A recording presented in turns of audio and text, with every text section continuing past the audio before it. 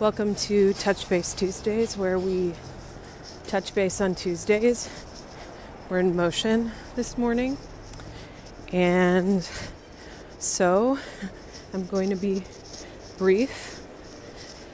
I've been thinking a lot lately about trust, the trust we have in each other, the trust we have in ourselves, the trust we place in communities and stories, whether they are trustworthy or not, the trust we place in systems and institutions and ideologies, and what happens when we put trust in those things to an extent that it depletes the trust we have in ourselves.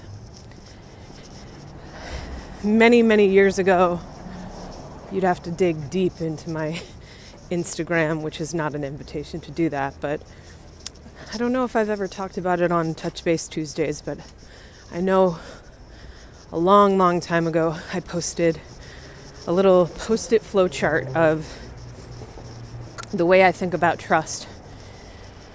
And I think about this flowchart that goes belief, faith, trust, knowing.